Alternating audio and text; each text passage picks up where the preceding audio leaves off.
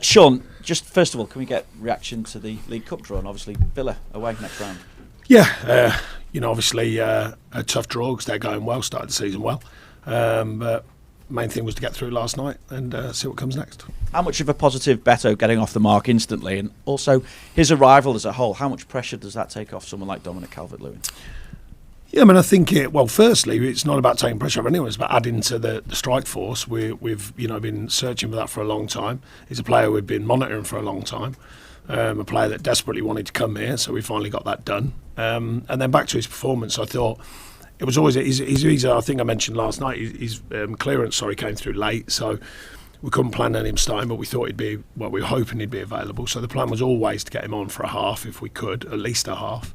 And then I'm pleased with his performance. Quite obviously, he looked what we hope he will look. He looked physical presence, but also dealing with the ball, but also stretching the pitch. With I think the biggest thing for me was with a real desire. He can run, we know that, but he can run hard, and he wants to run hard, and he wants to get in the box. And I think that's a very powerful thing for a striker. It sounds mad as if that's the norm, but it's the body language and the intent he drives forward with, and I think that was impressive last night. Obviously, he's only just got here, but that's certainly, I think, laid down a mark for him to continue building on, and something for us to look at now that we've got him in the building and sort of be pleased with. That's what we thought, what we'd seen, and we saw it last night. What do you have to weigh up now when deciding whether or not to start him against Sheffield United?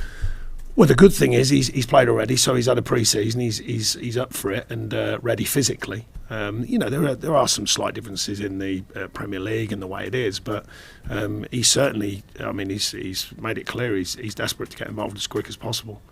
So that's good. And Dominic Calvert-Lewin, what's the diagnosis? What's the prognosis for him? Yeah, so it's nothing that needs surgery or anything. But there was a minor situation on his kind of sinus area that is delicate, so he's got to be careful with it. The good news from an overall picture, he's managed to train through it, not with us, you understand, because of the type of injury it is, but after a few days of settling, he's managed to keep fit, as in his body, so that's good because we want to keep him going now he's got this far. And then as regard the weekend, it's more of a touch and go situation, see what the decision is and how fragile it is, but no surgery or anything like that. Is it maybe having to play in a mask or anything like that? Yeah, maybe, but at this stage it's more to make sure that it doesn't get knocked, really. So it'd be touch and go over the weekend, and then after that, obviously with the international break, you'd say he's clear straight away.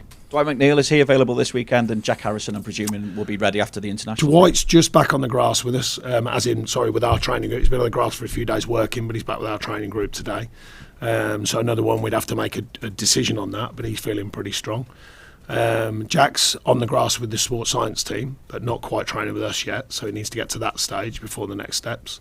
He'd probably need a build-up, half a game, a full game, because obviously it's been a delayed period from last season, which is one of them things. But he's going well, and I spoke to him today, and he's feeling better about things. So hopefully that just keeps progressing.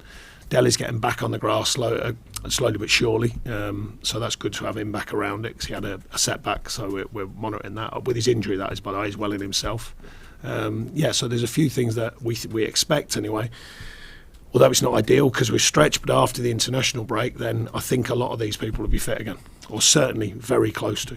Obviously, the transfer window's about to shut. What's happening with Alex Iwobi and his future?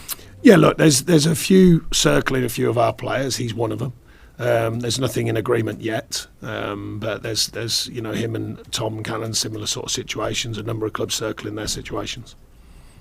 With that in mind, would it weaken the squad terribly if Alex were to go? What do you have to weigh up as regards whether you allow him to go now? Because obviously he has only got a year left on his contract. Yeah, exactly. The obvious thing that's been apparent, although I still had to spell it out last week, it was a bit odd.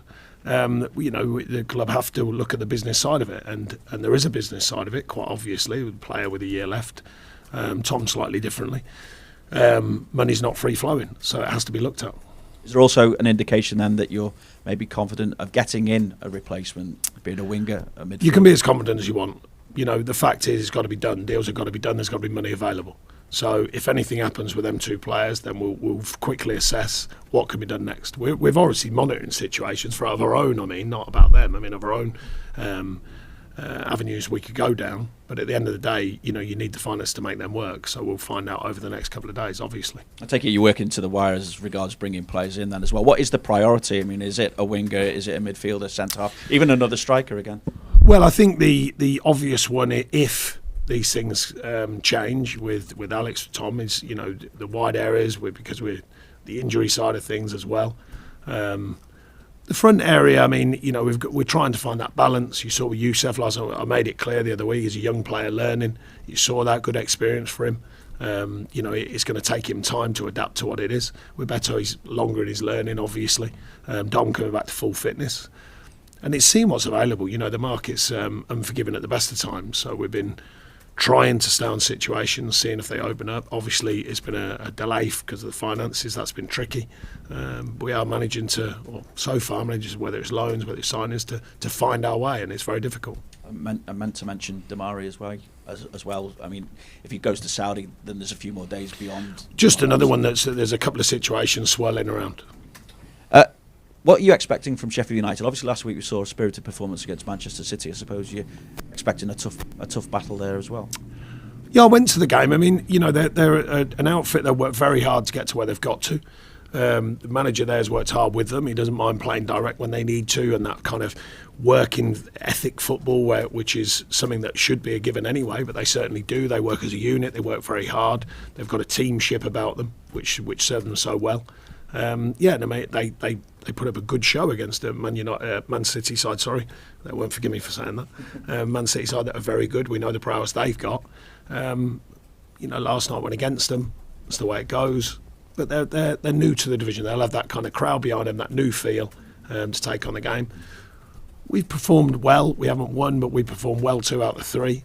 We got the job done last night, so we'll see what team we can piece together and see if we can go there and take it on with a proper performance like the last 2 out of 3. But we've got to score goals. I've said that all along. And finally for me, Sean, obviously we've spoken about the first half performance against Villa and the first half performance last night as well. What can you do differently to really set the tone in those first half? Well, first of all, last night's a completely different animal. Villa, I thought, were very good on the day, and we were a long way off. That can happen. Last night was a different situation. Everyone's desperate for us to lose, obviously, just by the nature of cup games. Not in a vicious way, but it's just the way it is. A kind of group in the first half, some of the younger players playing. It's a big experience for them, big expectation on that game. Donny made it very awkward and kind of that cup feel. Second half, I thought we gave a relatively strong, certainly strong enough to win the game. Good in different ways, I think, but it's a different style of game than what the Villa game was. Thanks, Finny. We'll go to Richard. Sean, just circling back to Beto, the manner with which he conducted himself when he came on the pitch last night, scoring a goal, just how much of a lift has that given everybody around the club? Well, I think the idea was that, get someone in who can be effective, get someone in who's different to what we've got, obviously, and someone we've had tracked for a while. When they go and deliver that kind of performance and have that impact, then of course it's beneficial to the side, but it's also beneficial to the fans. The fans have been well aware for a long time now. That idea of getting a focal point in the team, another centre forward, a different way of operating, and he certainly showed that. Mainly just another weapon. We want as many as we can. And I think if you get goal scorers scoring, it often releases the kind of feel of other players to go and score. They feel a bit freer, because a goal scorer is scoring. So we want that. We don't want it just from him. We want it from all of our goal scorers, of course, and other players on the pitch. I've mentioned that. It's important we have the mindset to score from everywhere on the pitch as many times as possible, quite obviously. But it is fair to say if you've got strikers performing and scoring, well, that's got to be a massive benefit. And on Sheffield United, you mentioned new club in the Premier League, fans excited. On Paul Heckingbottom, what are your thoughts on the job he's done there? Because it's not been the easiest period by all accounts. You can relate to that from your experience, but he's got them into the Premier League and he's got them playing at a place that can be quite intimidating at times. Yeah, I mean, I've known him on and off for a while. Congratulate him at the end of last season. I know it's a tough task, and excuse me, he's done great with them.